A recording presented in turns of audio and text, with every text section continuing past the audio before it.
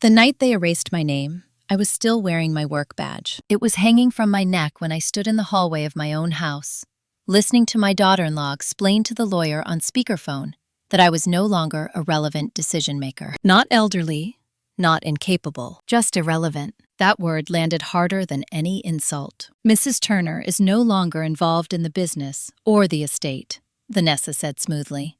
Her signature won't be necessary going forward. Business. Estate. I looked at my son Mark, standing by the staircase with his arms crossed. He would not meet my eyes. Mark, I said quietly, what is she talking about? He exhaled like I was a problem he had postponed too long. Mom, you've had your time. Things are different now. Different. I am Lydia Turner.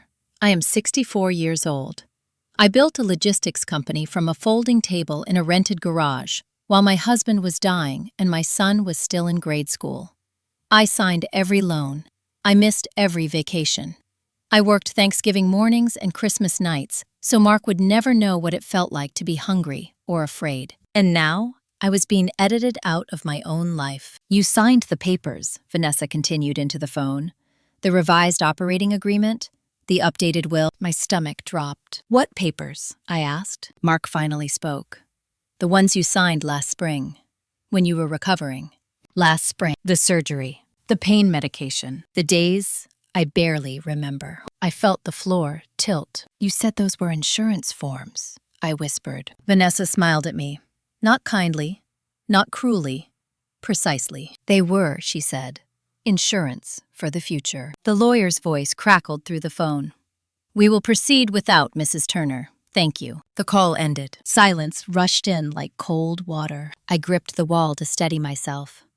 You used my recovery to take control. Mark's jaw tightened. You weren't thinking clearly. I wasn't thinking clearly, I repeated. Or I trusted my son. Vanessa stepped closer. I could smell her perfume. Sharp, expensive, intentional. You should rest, she said. This stress isn't good for you. That was the moment something inside me went quiet. Not broken, quiet. Because when people stop arguing with you, it means they have stopped seeing you as human. They had decided I was finished. As I turned and walked to my room, I heard Vanessa's voice float behind me. We'll discuss living arrangements after the holidays. Living arrangements. In my house. That night, I lay awake listening to my own home breathe without me. And I made a decision I would not fully understand until it destroyed everything they thought they owned. They assumed I was defeated because I did not scream. I did not threaten lawyers. I did not cry in front of them. I did not demand explanations or pound on tables. I did something far more dangerous. I paid attention. The next morning, I made breakfast like I always did. Coffee for Mark, green tea for Vanessa, eggs exactly how she liked them. I wore the cardigan she once called matronly and thanked her for managing things while I recovered. She smiled like a victor accepting tribute. I'm glad you understand, she said. This transition will be easier if you cooperate. Cooperate. The word followed me all day. At the office, my badge still worked. That surprised me. People greeted me warmly, unaware that I had already been removed on paper. I sat at my desk and opened files I had not reviewed in months. That was when I saw it. Invoices rerouted. Vendor contracts amended. My signature replicated, but slightly off.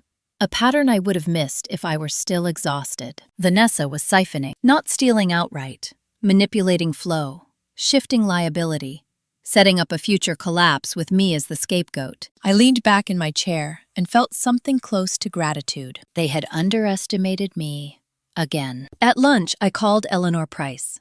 She had been my accountant for 20 years before retiring quietly after Mark insisted we needed someone younger. She answered. Lydia, she said, I was wondering when you'd call. That sent a chill through me. You knew, I said.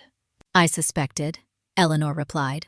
Vanessa asked me questions no daughter-in-law should ask unless she planned to remove someone. We spoke for an hour. By the end, my hands were steady. That evening, Mark mentioned Thanksgiving.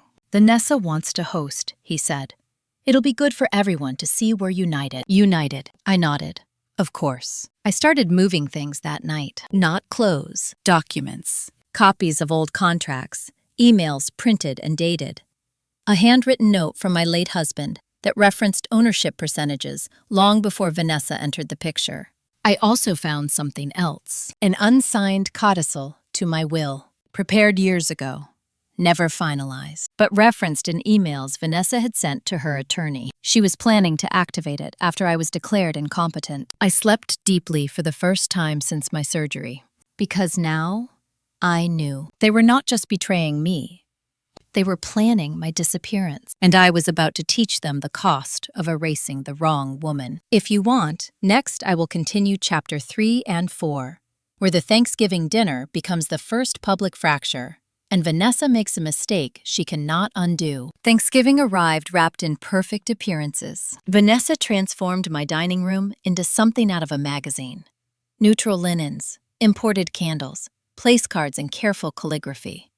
She had invited board members, a local councilman, 2 senior managers from the company, and her parents, who looked at my house like a future asset already half-claimed. I wore a simple navy dress and my late husband's watch. That watch mattered. It had his initials engraved inside, along with a line he made me promise never to forget. Equal partners. Always. As guests arrived, Vanessa played the role flawlessly. Warm laugh, light touch on Mark's arm. She introduced me as Mark's mother, not as the founder of the company, not as the homeowner, not as anything that carried weight. I noticed who corrected her. No one. Dinner began smoothly. Wine flowed. Compliments were exchanged.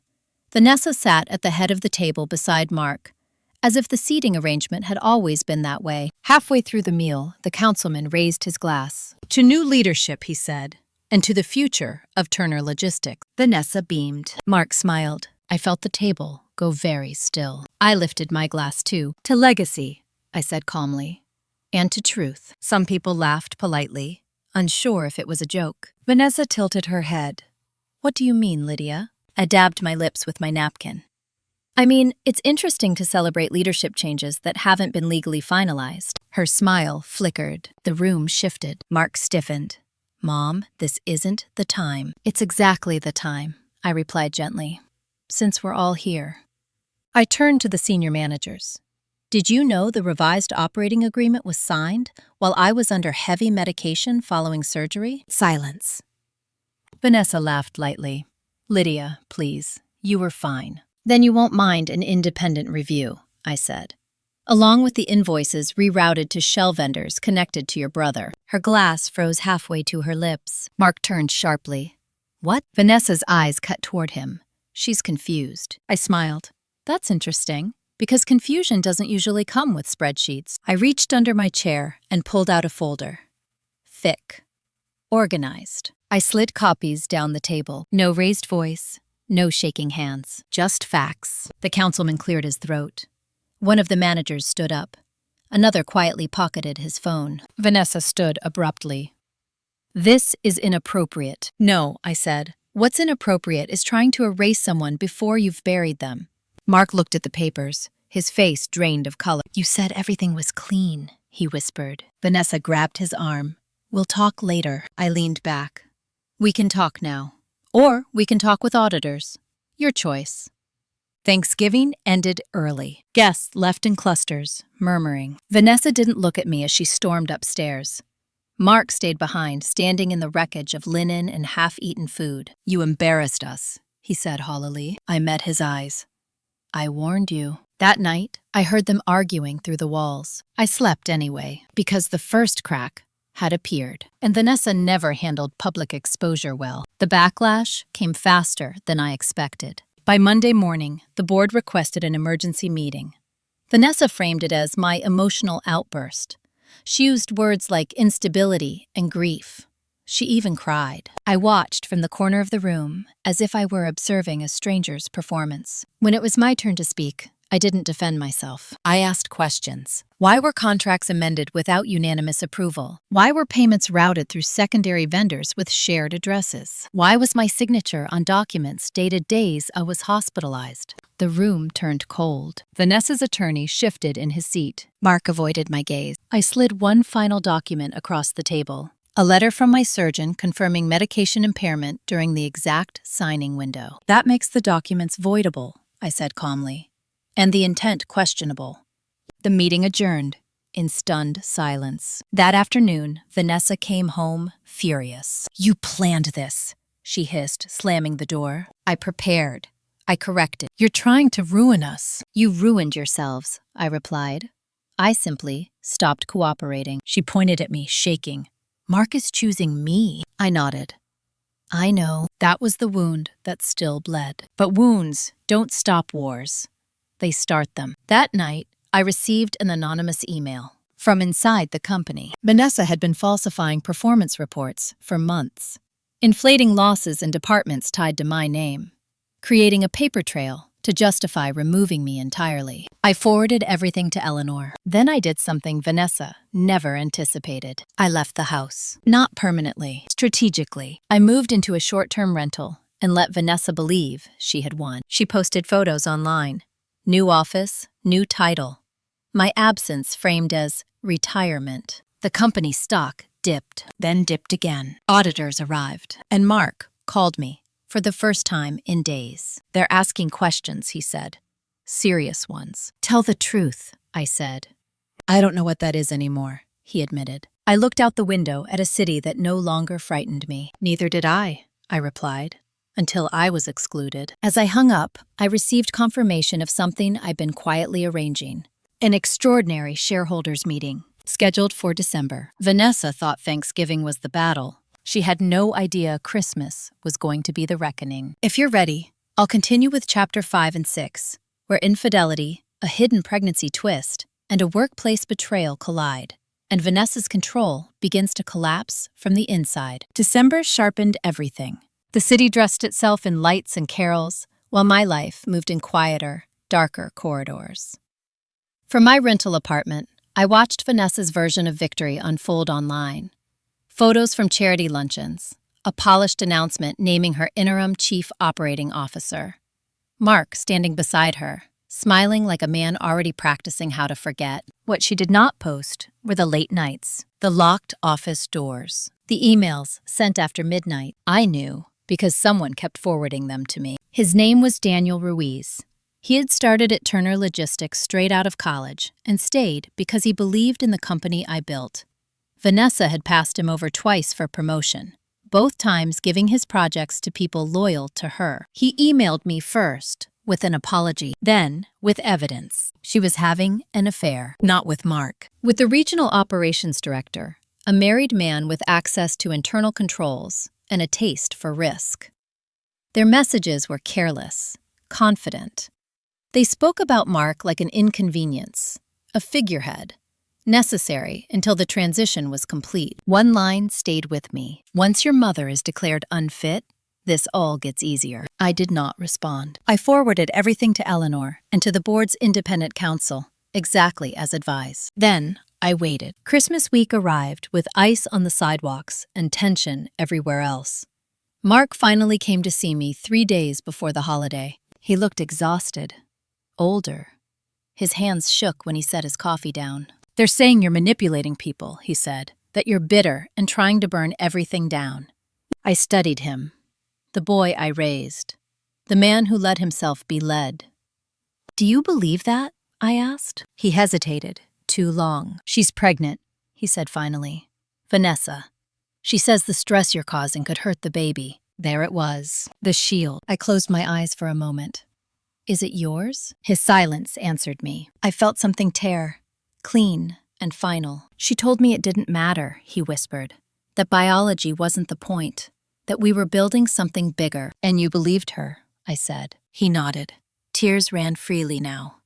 I didn't want to be alone. Neither did I, once, but I never betrayed someone to avoid it. On Christmas Eve, the board sent a notice. Vanessa was placed on administrative leave pending investigation. Her lover resigned before sunrise. The stock stabilized by noon. That night, Mark called again. "She's saying this is your fault," he said, "that you planned all of it, that you seduced people into turning on her." I laughed then, a short, tired sound. "No," I said.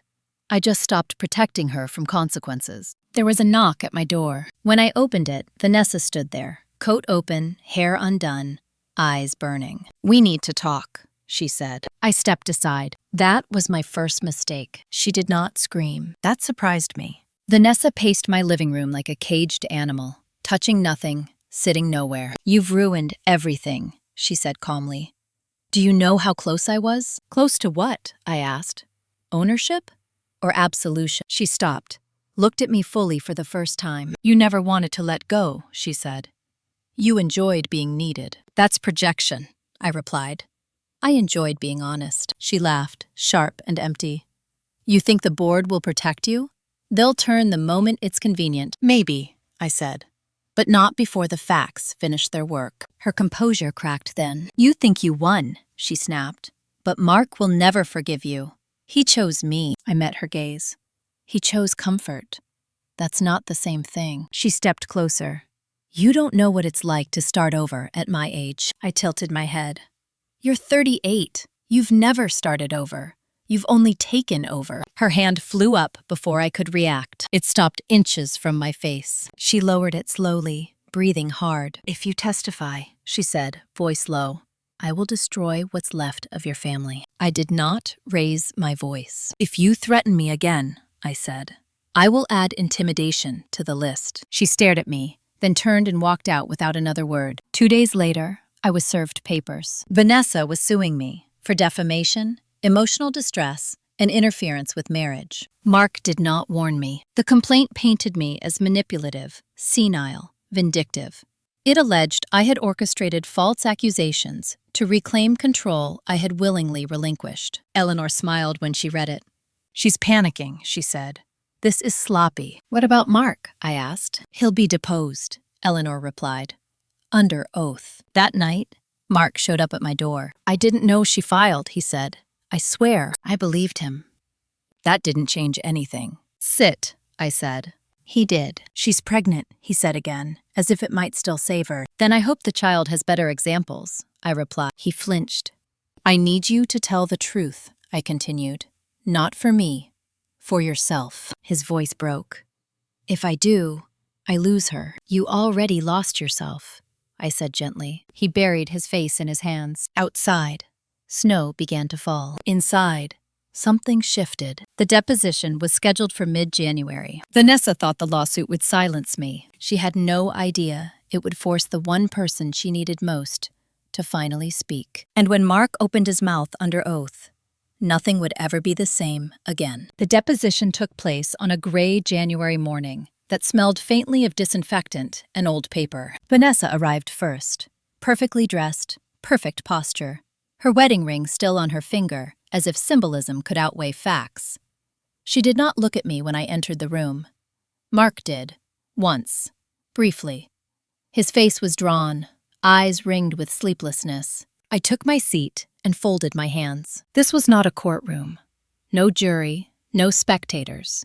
Just a court reporter, 2 attorneys, and the truth waiting its turn. Vanessa spoke for nearly 2 hours. She told a story of a controlling mother-in-law who refused to retire, who sabotaged succession, who manipulated employees and weaponized illness to regain relevance.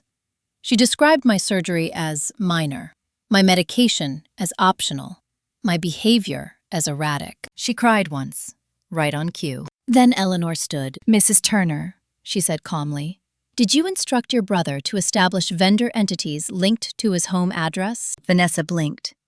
I don't recall. Did you authorize payments to those entities for services never rendered? I object, her attorney said. Eleanor waited. The objection was noted. Vanessa answered. Those were operational decisions made while Mrs. Turner was hospitalized. Silence.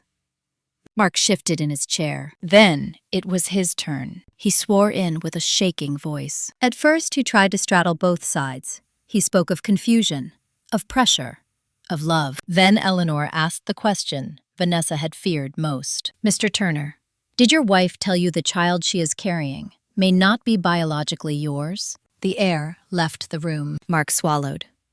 Yes. Vanessa spun toward him. You promised. I promised to protect you, he said hoarsely. Not to lie forever. The court reporter's fingers flew. And did she tell you that declaring your mother unfit would make corporate control permanent? Eleanor continued. Mark closed his eyes. Yes. Vanessa stood. This is a betrayal. Eleanor's voice remained even. Please sit down. Mark's next words ended any illusion of unity. She told me my mother was finished, that no one would listen to her, that this was the only way.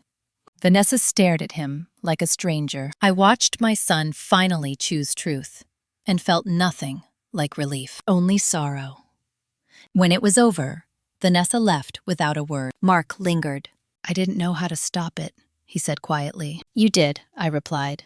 You just waited too long. The judge scheduled a preliminary ruling within weeks. Outside, reporters gathered. The story had leaked. Founder accuses daughter-in-law of corporate manipulation. Vanessa's phone rang nonstop. Mine stayed silent. That night, Eleanor called. There's more, she said. We found something in Discovery. What? A clause Vanessa inserted into the revised will. If you were declared incompetent, control transferred not to Mark, but to her alone. I closed my eyes. She planned to discard him too, I whispered. Yes, Eleanor said. And that will matter. I went to bed knowing the truth was finally public, and knowing Vanessa had only one move left. She made it 2 weeks later. On the day of the ruling, I arrived early and sat alone in the courtroom, listening to the hum of anticipation. When Vanessa entered, she looked smaller, her confidence replaced by calculation. She did not sit near Mark. The judge spoke carefully. The revised operating agreement was void. The will amendment was invalid. The guardianship language was flagged as coercive. Vanessa's lawsuit was dismissed with prejudice. But that was not the end. The judge paused. Based on evidence presented, this court refers matters of potential fraud and undue influence to the district attorney. The room erupted. Vanessa's attorney whispered urgently. She stared straight ahead, lips pressed white. Mark exhaled like a man released from underwater. I did not move. Outside the courtroom, cameras flashed. Questions flew. Mrs. Turner, how does it feel to win? I stopped walking. I did not win, I said. I survived. Vanessa tried to leave through a side door. Reporters followed. That afternoon, Mark came to my rental. I don't know who I am without her, he said. You're about to find out, I replied. He nodded. I'm moving out. I said nothing. Do you hate me? He asked. I considered the question. No, I said. But I no longer protect you from consequences. He left quietly. 2 days later, Vanessa was charged. Wire fraud, forgery, conspiracy. Her affair partner cooperated. The pregnancy made headlines. The paternity questioned publicly. She called me once from an unknown number. I did not answer. Eleanor told me I should prepare for testimony if it went to trial. I will, I said, because this time I was not afraid. As February crept in, I returned to my office for the first time in months. My badge worked again. Employees stood when I entered, not out of fear, out of recognition. I took my old seat and opened a drawer. Inside was a photograph of my husband and me at the beginning. 2 people who built something honest. I placed it on my desk. That evening, I received a message from Mark. I told the truth. I am ready to face what comes next. I stared at it for a long time. Then I replied, so am I. Because while Vanessa's downfall was inevitable, the final reckoning had not yet arrived. And it would not come from the courtroom. It would come from the place she never bothered to secure. The company itself. Power does not disappear when someone is removed. It lingers. It looks for a new host. I returned to Turner Logistics as chairwoman by unanimous vote. But I did not reclaim my old routines. I spent the first week listening. Not in boardrooms, in hallways, in break rooms, in the quiet spaces where truth feels safer. Vanessa had not acted alone. She had cultivated loyalty through fear and favors. People stayed silent because silence kept paychecks coming. I understood that instinct. I had lived it once too. Danielle Ruiz became my eyes. He showed me archived access logs, time-stamped approvals, the quiet reclassification of risk that shifted legal exposure onto legacy accounts bearing my name. Vanessa had planned to let the company bleed just enough to justify an emergency takeover, then blame the collapse on my so-called instability. The board was furious. I was patient. Don't purge, I told them. Expose. We commissioned an independent review and announced it publicly. Transparency became our shield and our blade. The market steadied, clients stayed.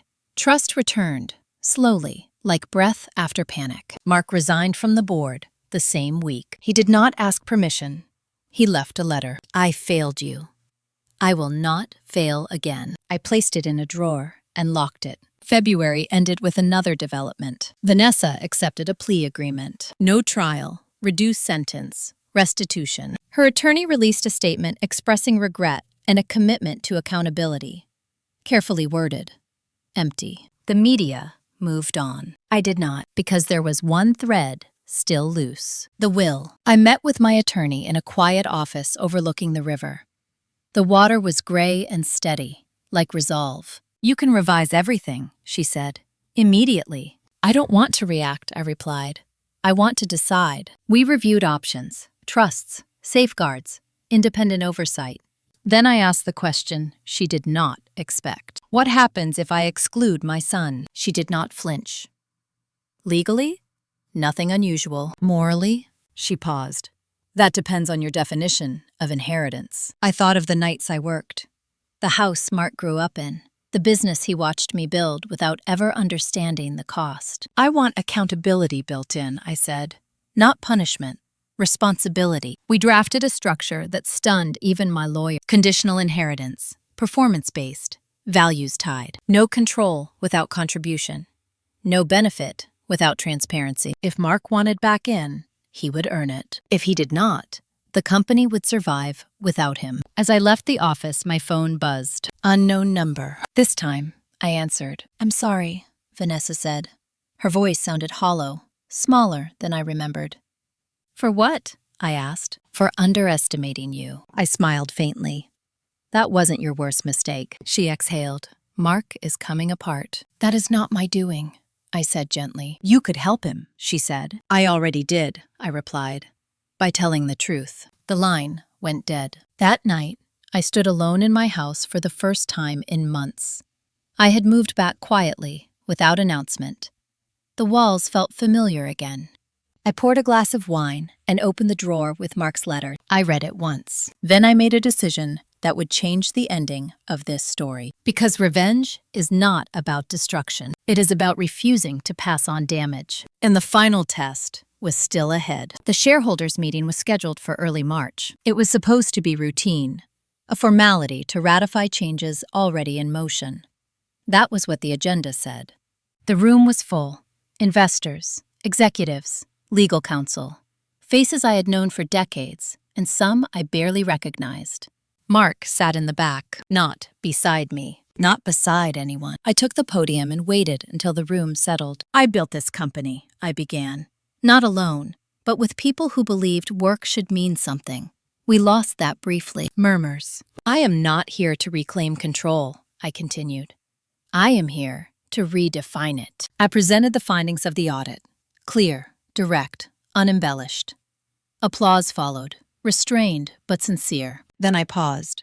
There is one more item, I said, personal in nature. The room leaned in. I have revised my estate plan. Mark straightened. I have established a trust that ensures the company will never again be controlled by proximity or assumption. Whispers spread.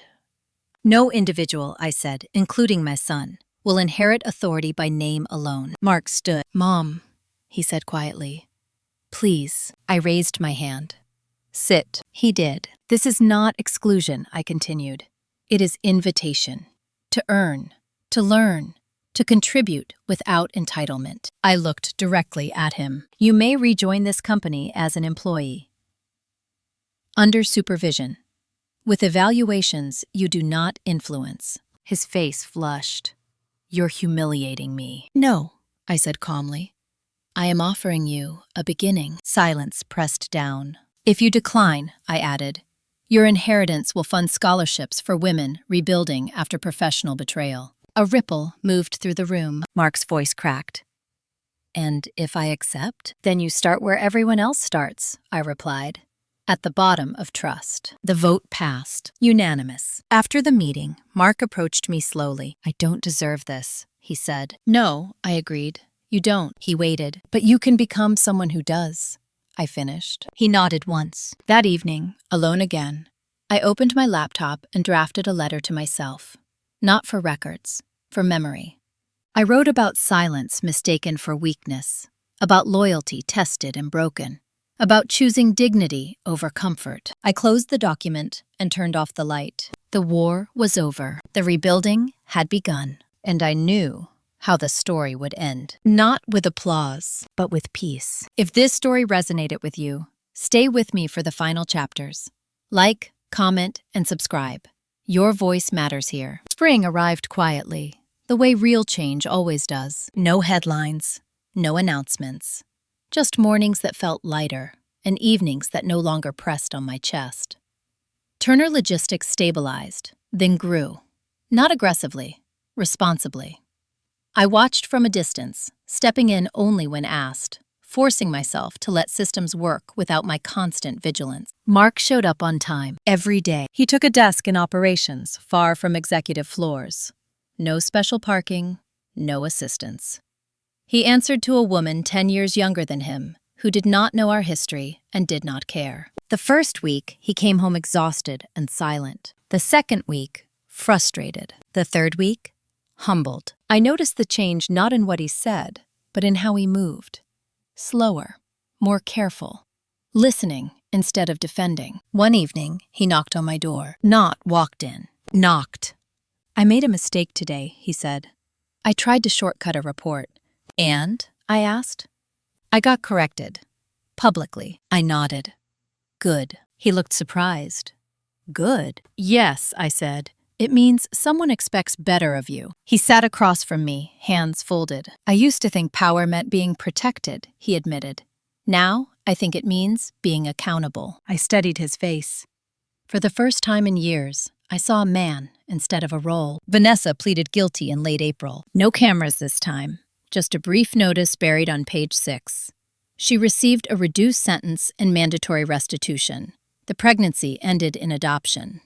I learned that from a third party and felt nothing but relief, for a child spared a weaponized beginning. She never contacted me again. One afternoon, Eleanor visited with tea and a rare smile. "You know," she said, "most people would have burned everything down." "I thought about it," I replied. "But you didn't." "No," I said.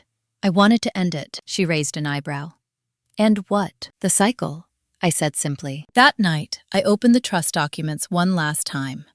I reread the conditions. They were firm, fair, unforgiving of entitlement. I signed. And for the first time since my surgery, I slept without dreams. 6 months later, I stood in the same warehouse where Turner Logistics had begun. The folding table was gone, replaced by polished concrete and glass walls. But the air smelled the same. Oil, paper, possibility. Mark stood beside me, not as an heir, not as a shielded son, but as an employee who had earned a place back into my life, inch by inch. "I never thanked you," he said quietly. "For what?" I asked. "For not giving up on me," he replied. I shook my head. "I didn't hold on. I let go correctly." He smiled faintly. "I'm still trying to learn the difference." We walked the floor together. People nodded. Some smiled. No one whispered. That was the real victory. At home that evening, I poured myself a glass of wine and sat in the quiet. Not the lonely quiet I once feared, but the chosen kind, the earned kind. I thought about how easily I had been erased, how quickly love had turned transactional, how silence had nearly cost me everything. And I thought about the moment I stopped begging to be seen. That was the moment my life returned to me. If you are listening to this and recognize yourself in my story, know this: it is never too late to draw a line. It is never too late to choose dignity. And it is never too late to remind the world that experience is not weakness. If this story spoke to you, please like, comment, and subscribe. Share your thoughts below. Your voice, like mine, deserves to be heard.